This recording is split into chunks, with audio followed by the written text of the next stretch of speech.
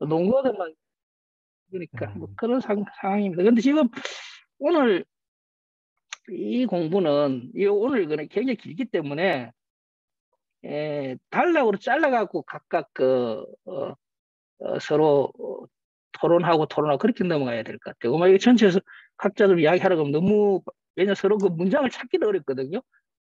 문장을 서로 어디 문장하고 몇째 줄 이렇게 할 수도 없는 거니까 한 너댓 줄씩 잘라가지고 문맥이 통하는 만큼만 그 음. 잘라가지고 그 부분에서 언어하고 오늘 그렇게 하는 것이 좀 낫지 않을까 저는 그런 생각이 드네요.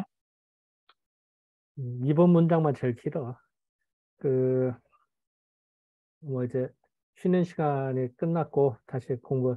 일단 아까도 말씀드렸습니다만 이 문제는 이제 길어서 아까는 그 원문만 먼저 봤는데 사실은 이게 이제 주자가 이 부분은 핵심적으로 공들여서 쓴 문장이거든. 자기의 생각을 다 쓴 거야. 어떻게 보면. 어떻게 우리가 말하는 음양론도 여기에 써 있는 거. 아까 음양론이 딱 나와버리잖아. 그지? 그러니까 이제 그 상과 수, 뭐 이런 얘기도 그렇고. 그래서 그런 얘기들이 사실 주자의 이 말들이 어떻게 보면은 그 자기가 주역에 대한 관점이나 어떻게 공부해야 된다라고 하는 것이 여기에 다 녹아나 있는 것 같아. 내가 보기에는.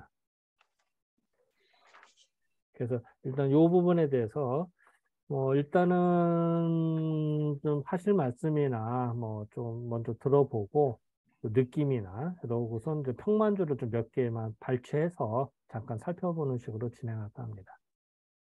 자, 먼저 일단은 문장이 좀 길었습니다만 뭐 혹시 그 이해 안 되는 부분이나 또 아니면 더 첨가하고 싶거나 의견이나 개인적 의견이나 반박하는 거나 기타 등등 말씀을 좀 해주시면은 좀 이야기를 좀 하고 넘어가겠습니다.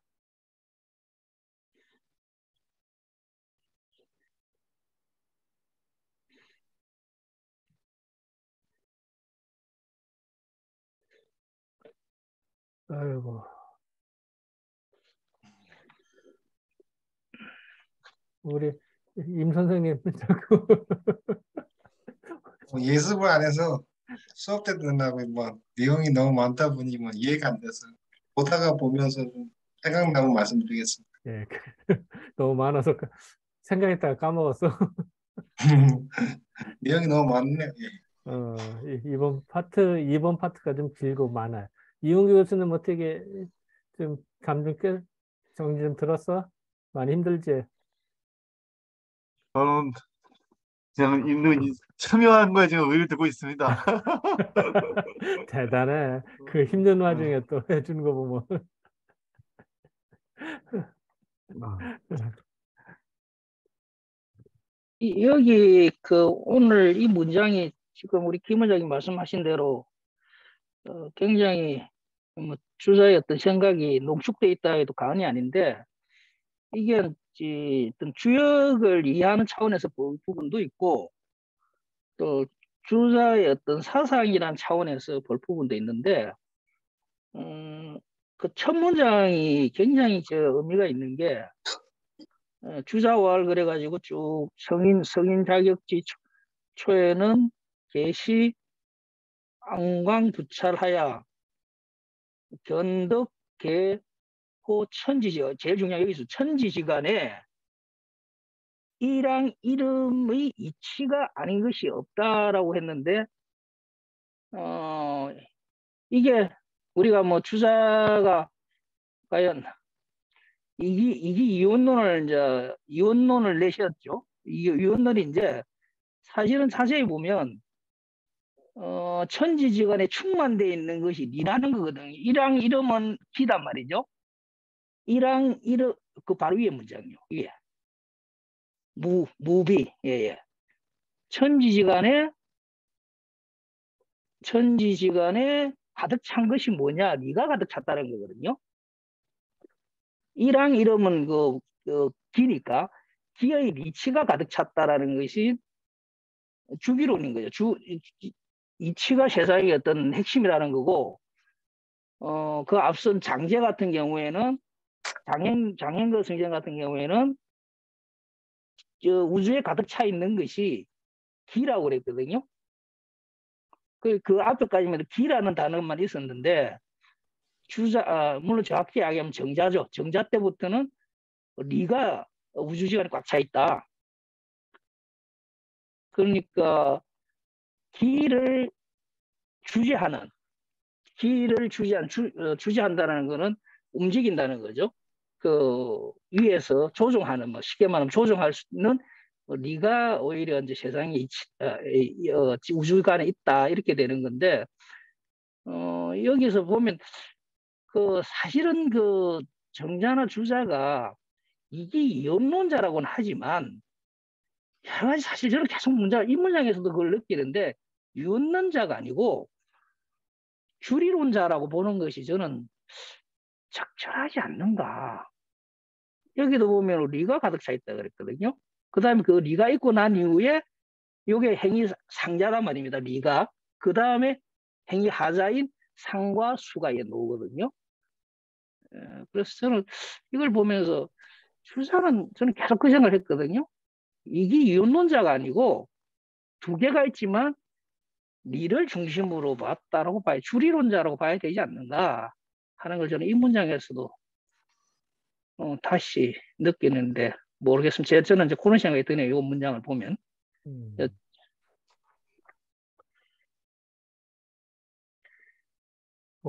아까 강의 설명하면서도 말씀드렸습니다만 주자가 자기가 주역을 공부하면서 주역은 이거다 라고 생각한 부분을 요약해서 여기다 다 집어넣은 것 같아요. 어떻게 보면 자기만의 특색인지도 모르고.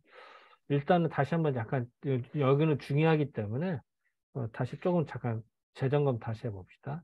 안관부찰에서 안관부찰 많이 쓰는 거고 천지지간의 모든 거는 이름 일량이 있다. 모든 건 음양으로 나눠진다는 거야. 그렇게 따지면은 우리가 음양론으로 주역이나 이 세상을 바라봤다는 얘기야. 그런데 그 안에 아까 이치가 있으면 상이 있다. 또 상이 있으면 수가 있다라는 얘기야. 그래서 이치가 있고 거기에 따른 상과 수가 존재한다는 거야. 그지?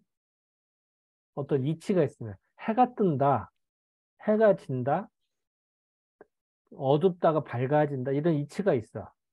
그럼 이치가 있으면 거기에 따른 상과 수가 존재한다는 거야. 모든 거예요. 하도 낙서만 그런 게 아니라. 이게 아주 중요한 거 같고. 그래서 그 부분에 대해서는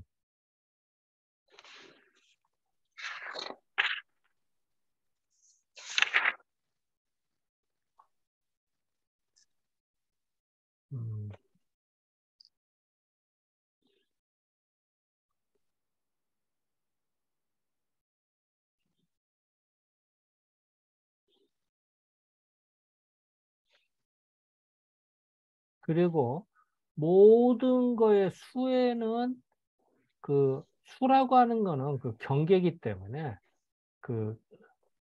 경계로서 수로 편의상 나누는 거다. 그래서 수라고 하는 거는 기가 나눠진 거다.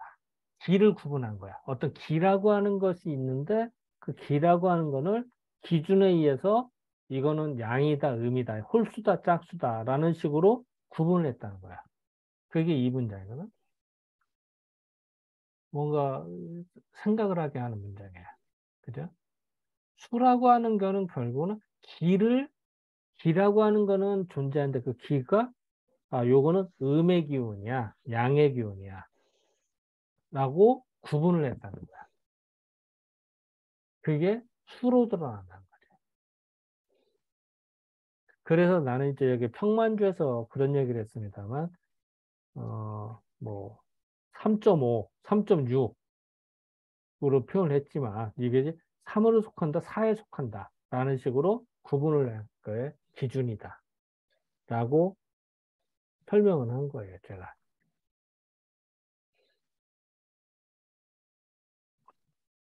그리고 그 다음에 뭐는 뭐 계속 우리 했던 얘기니까 좀 넘어가도 되는데,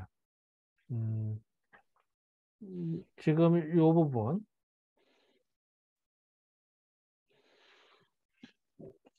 자, 처음 시작에는 하나의 기, 일기이로 음양에서 나눠져서 양이 사상 8개, 16개. 근데 이게 그냥 핵분열 같이 팍팍팍 나타난다는 거야. 그냥 우리 식으로 편의상 뭐 양이 사상 이렇게 써놨지만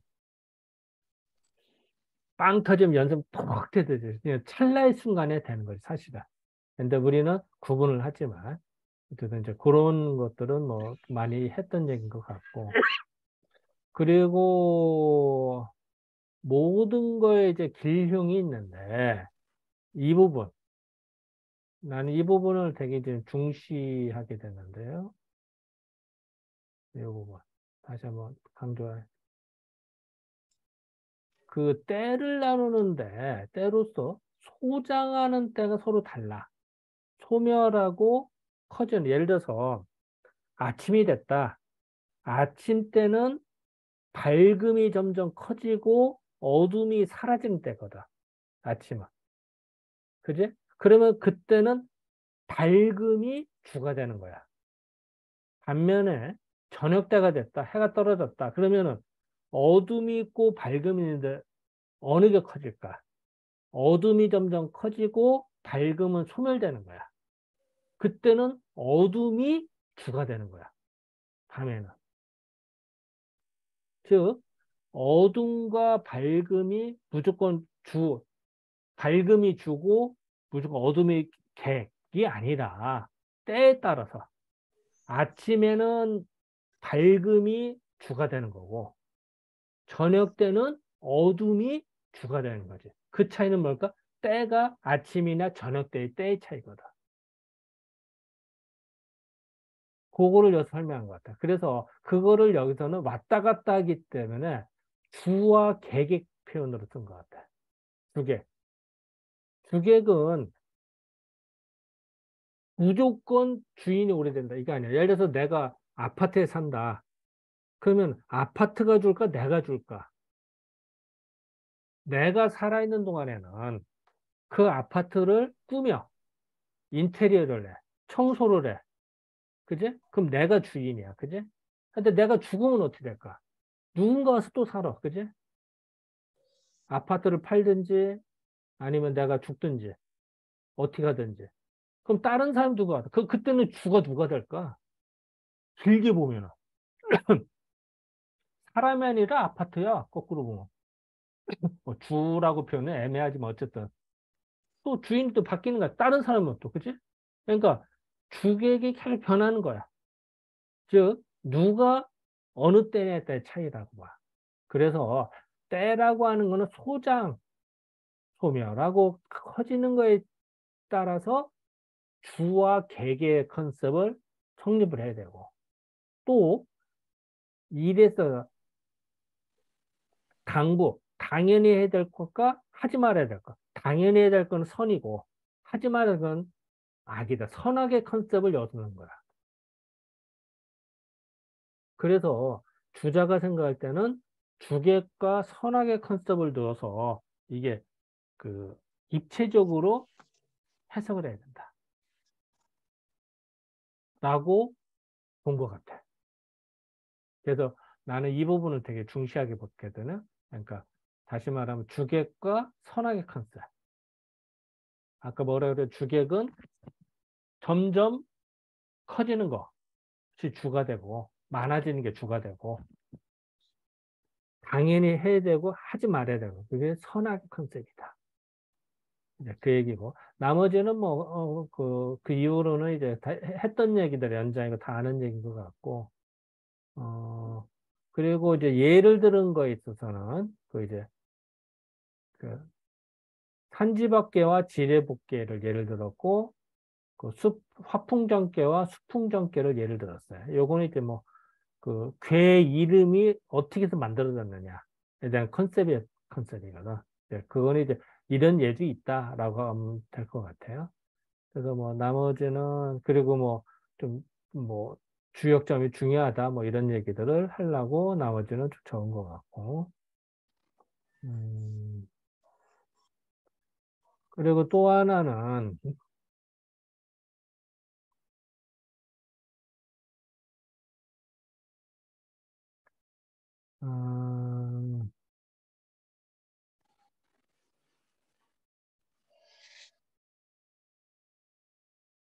나는 이 부분을 좀 중시하고 싶은데요. 그 상이라고 하는 거는 우리가 보통 이미지 상이라고 하는 거는 그 시대에 누구나 다 공감하는 물건을 가지고 대표적으로 설명한 것뿐이야. 그 얘기거든. 그래서 중인들 많은 사람들의 공효, 모든 사람이 공통적으로 알 수 있는 거. 아는 물건을 빌려서 이치를 설명한 것뿐이거든. 그런 이치가 있다라는 거를 형체로서 형용한 것뿐이야. 이렇게 해서 그 사람으로 하여금 해야 될지 말아야 될지 선택하게 했다. 예를 들어서 용이다. 그러면은 우리는 사실은 용하면 허구의 동물이고 그냥 상상의 동물이다라고 백과사전이 지금 그렇게 알고 있어.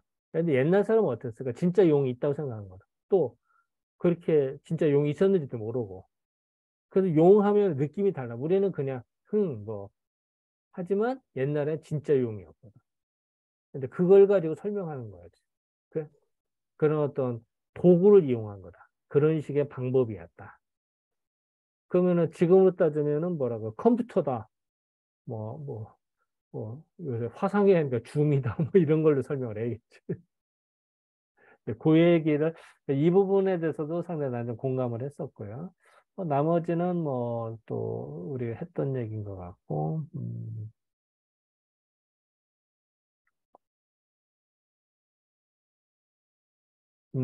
그리고 주역에 있어서는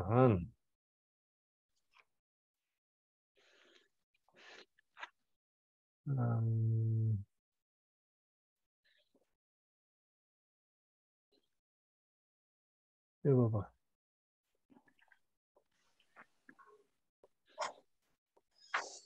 문왕이 대사를 썼어. 대사를 쓰는 순간 이미 고정불변 같은 아니면은 그 상이나 컨셉 설명에 틀에 얽매게 되는 거야. 꼭 마치 불가에서 말하면 말로 표현하는 순간, 글로 쓰는 순간 사고방식이 축소되는 것 같은 거야. 어떻게 보면 자유로워야 되는데. 그래서 문왕이 이런 상이 있다고 하는 순간, 글을 쓰는 순간 그 이치에만 설명한 것이 되는 거야. 그래서 결국은 그 어떤 거에만 집착하지 말아야 된다라는 말이고, 또 집착하지 않고 얽매이지 않으면 모든 거를 다 설명할 수가 있다. 뭐 이런 말이 되죠. 그래서 이런 말들이 저로서는 와닿습니다. 조금 이해 부분에 지금 먼저 문장이 크니까 그걸로 어디냐면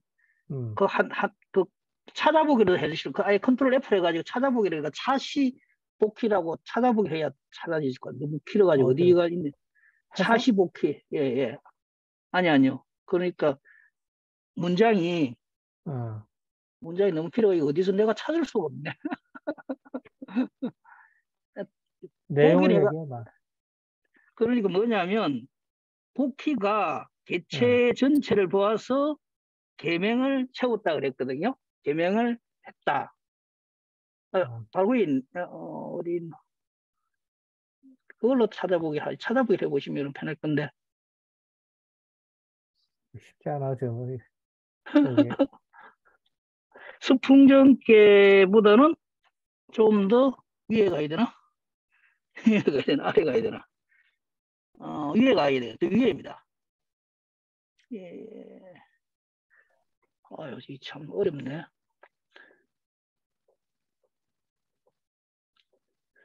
문장이 뭐냐면 차시복희 적개 개체 지전. 차시복희 개체 지전에 그럼 말로 하기 제가 뭘 말하고자 하느냐면 이 앞에 그 앞에 문장에는 복희 시대에는 글자가 전해지지 않았기 때문에 문학에 개사를 넣었는데라고 분명히 했는데 뒤에 이 문장에 와서는 복희가 개체를 보고 이름을 지었다, 이제 명을 했다라고 하면은 명이라는 개명인데 논리적으로 안 맞는 게 글자가 없다라고 글자가 없어갖고 개체만 지어놨다 했는데 또 여기 얘기하는 거는 복희가 개명을 지었다라는 거는 논리적 모순이 있는 거죠. 그래서 이걸 제가 왜 이 말씀을 드리냐면 주자 역시도 그 당대까지 내려왔던 어떤 주역에 대한 어떤 쭉 전해왔던 일반론이라 그래야 되나요? 그런 거 해가지고 당연히 이제 복희가 개를 그렸다라고 하면서 개명까지 했다라는 이제 그 복희의 어떤 신화적인 사실을 그대로 이제 인정하는 건데 문제는 글자가 없는데 어떻게 개명이 있습니까? 있을 수가 없는 거죠. 자기 입으로도 스스로 글자가 부전해가지고 했다고 했는데 개명이라는 글자인데 그것도 아주 고도의 굉장히 발달되는 글자인데 그러니까 복희가 개명을 했다라는 것은 논리적으로 안 맞는. 왜 이걸 제가 지적하느냐면 이런 걸 정확히 하지 않으면 이 문장을 그대로 인용해버리는 순간에 복희가 개명을 지었다라는 그 과거에 검증되지 않은 어떤 신화를 그대로 인용할 수밖에 없는 거죠.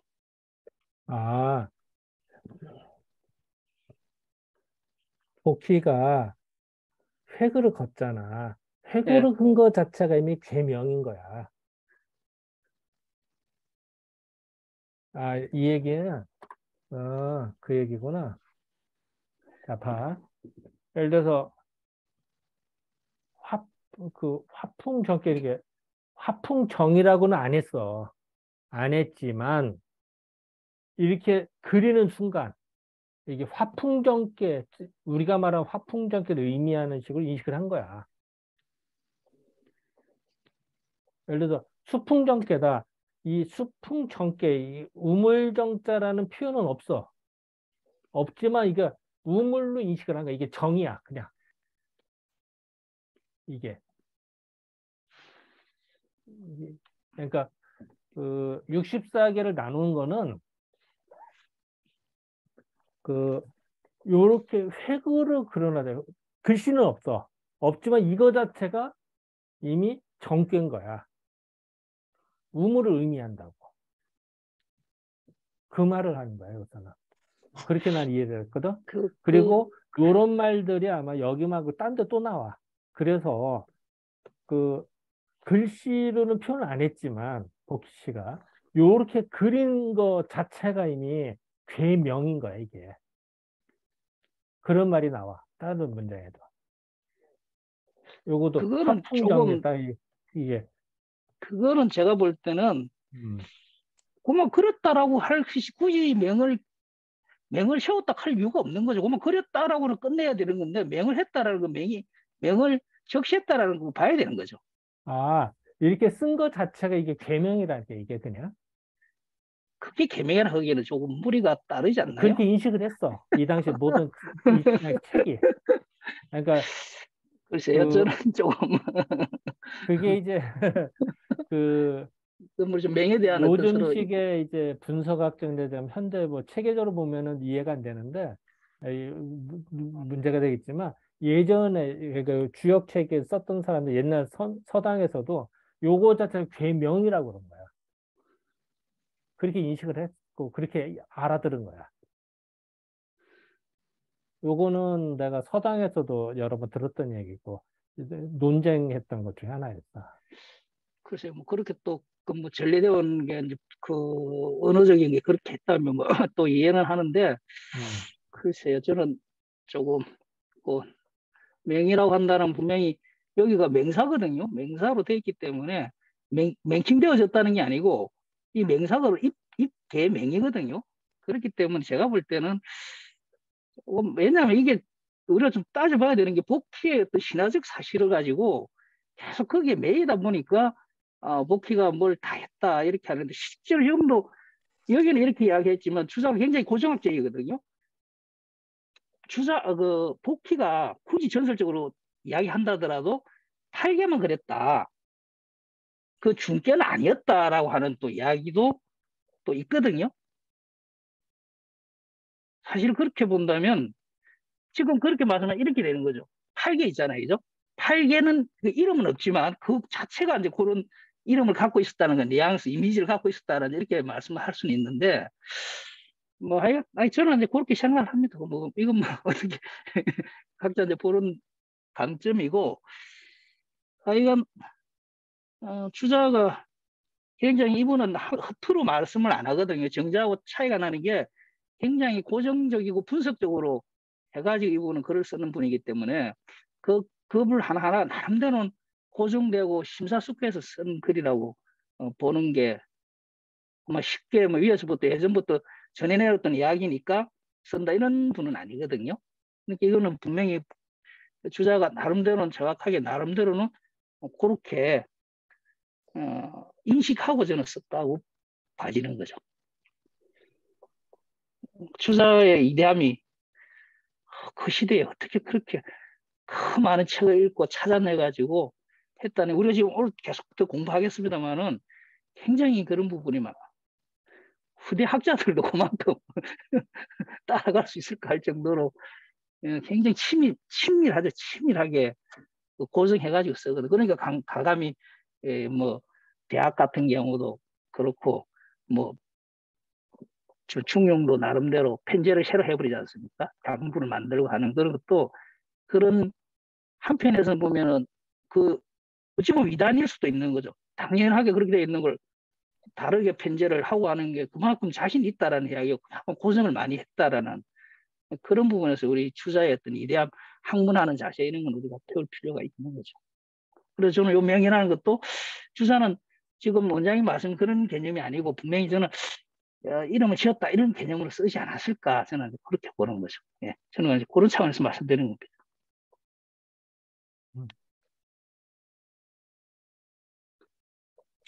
그러면 그 8개 명칭 건공감리 있잖아요.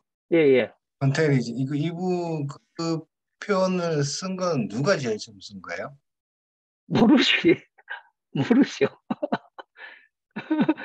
그런데 이제 거기서 제가 입장에서 말씀을 드리면 지금 개명도 있고 8개도 있고 이런 게 저는 복회 전설은 그 당시에는 어떻게 고정할 수 있는 방법이 없으니까 어떤 전설에서 따와가지고 그 근거를 제시할 수밖에 없었겠지만 지금은 이제 출토 문헌이라든지 사료가 많이 있는 걸로 봐서는 쭉 그러니까 여기서도 지금 주자도 이야기했지 않습니까? 하나라, 은나라 이럴 때부터 쭉 그 복관들이 태복관이죠. 태복관들이 그렇게 그 점친 결과들을 쭉 모아오면서 하나씩 이름이 저는 장명되지 않았는가. 일시에 64개가 장명된 게 아니고 8개도 장명된 게 아니고 그렇게 어떤 범주화 시켜놓고 요거는 무슨 게 어느 시기에 가면서 순차적으로 태국광들이 서로 합의하여 야 이거는 요 명은 이렇게 하자 이렇게 하지 않았을까 하는 것이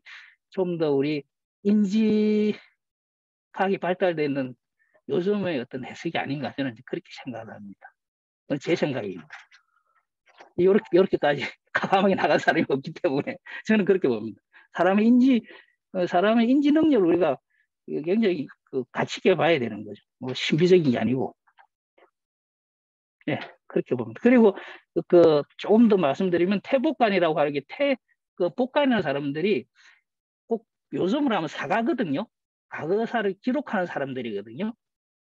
지금이 사가가 거기서 나와요. 우리가 역사할 때 사자가 이 태복관들로부터 출발. 태복관 위에는 누구냐면 무에서 시작해가지고 거기서 태복관이 내려오고 또 무는 무대로 계속 무당 쪽으로 가고 태복관이 내놓고 태복관들이 기능이 일부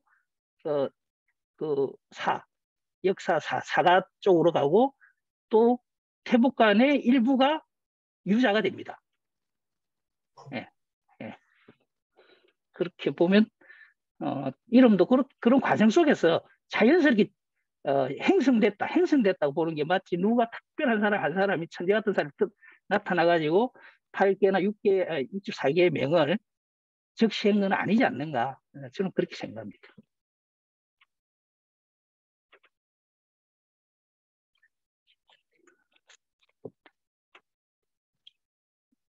답변 듣는 건 모르겠습니다. 이 선생님 아시고 산 답변. 저는 그렇게 생각합니다. 제가 그렇다는 거 저는.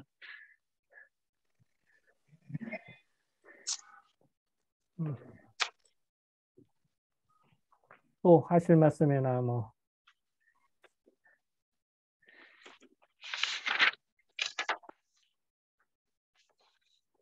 다른 분 하실 말씀 없으면 혹시 원장님도 하실 말씀 있으시나요? 아니면 제가 마지막 문장에 대해 조금 얘기하세요. 예. 맨 마지막 문장을 좀 가주실랍니까? 예, 예. 그 앞에 조금 한 패러그 앞에 아니야. 금방 그 맞습니다. 그게 넥자만 앞으로 당겨와 주세요. 예. 어디? 도덕 부자. 다시 읽어봐. 아니 지금 커서 있잖아요. 커서 밑에 맨 밑에서 두 번째 문장. 예. 그 앞에 예. 도덕 예. 공자에 이르러 가지고 그 이치가 되었다라고 하는 건데 저는 이게 보면서 저 개인적으로 주자의 어떤 아까 제가 말씀드린 그분은 철저하게 고정을 해가지고 글을 썼다라는 게 우리가 일반적으로 어리제약이라 그러면은 그 왕필로부터 시작돼가지고 왕필의 해낙으로 해서 정자를 이렇게 넘어왔다라고 이야기하는데 여기는 보면은 그 공자에서부터 순수하게 리에 대한 이야기가 있기 시작했다라고 하는데 일단 그 공자가 썼다라고 이제 주자가 보는 거는 그 단정과 소상전이잖아요. 상전 대상전 소상전이잖아요. 그리고 실제로 보면 뭐 상전은 어떨지 모르겠지만 단정 같은 경우에는 철저히 이학 그 리치적으로 썼거든요. 그래서 사실은 공자 때부터 어리지하게 공자 때부터 굳이 그 단전이 공자가 썼다고 전제한다면 이 주자의 말씀은 굉장히 고정적으로 정확한 말씀이죠. 네, 그 말씀을 드리고 싶은데 그 부분에 대해서 다른 분 의견이 있으시면 말씀하시죠. 저는 그래서 어리지학은 단전에서 시작됐고 만약에 부자가 쓴 거라면 공자로부터 어리지학이 나왔다. 우리 지금 통설에 하면은 뭐 단전이 공자가 썼다고 하니까 그렇게 보는 것이 그런 또 나중에 공부를 하실 때 단전을 보면 그런 부분이 굉장히 많다라는 걸 아마 느끼실 겁니다. 그런 관점에서 보시면.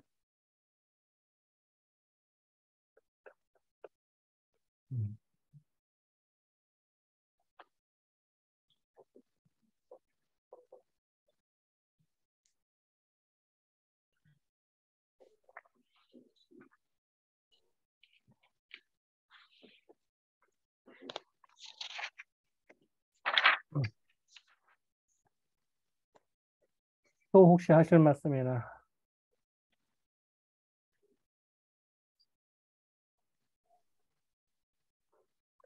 그리고 뭐 우리가 계속 했던 얘기지만 그 복희 씨가 쓴 건 그 문왕이 쓴 거는 문왕대로 이해하고 주공이 쓴 건 주공대로 이해하고 공자가 쓴 건 공자대로 이해를 해야지 그거를 연결시켜서 보거나 짬뽕으로 보거나 하는 거는 큰 오차가 난다 이 얘기입니다.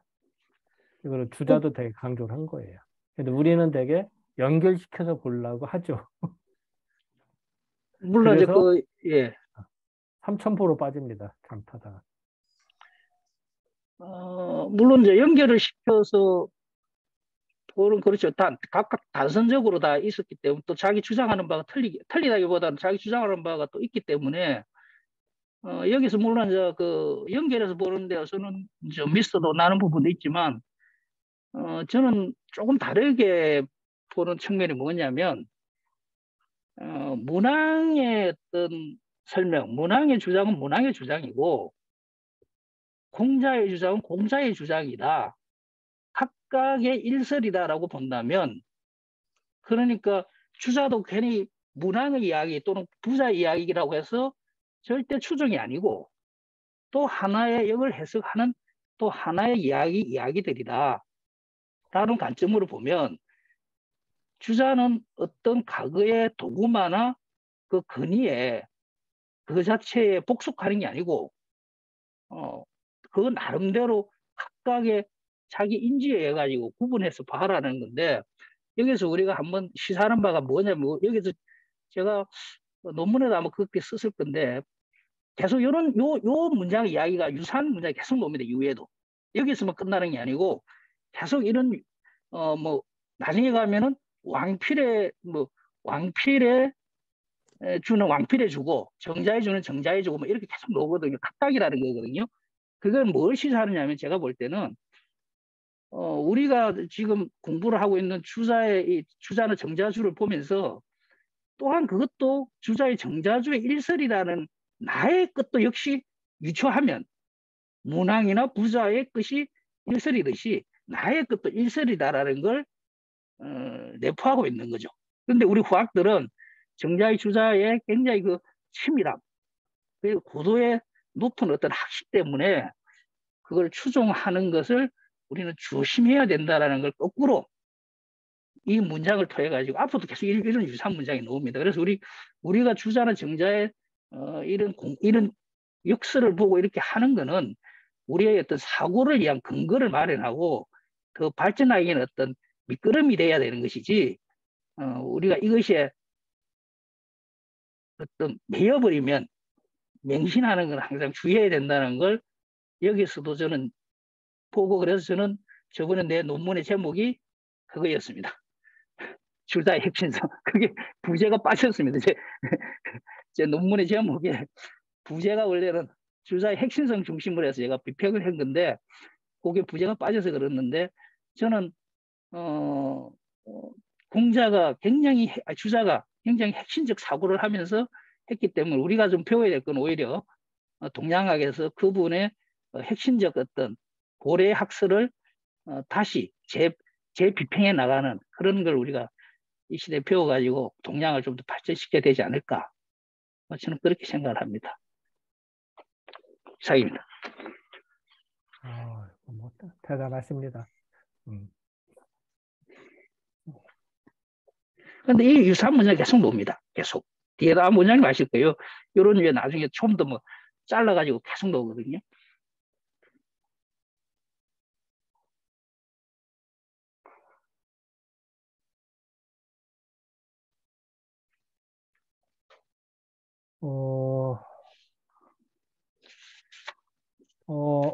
또 하실 말씀이나 뭐 또.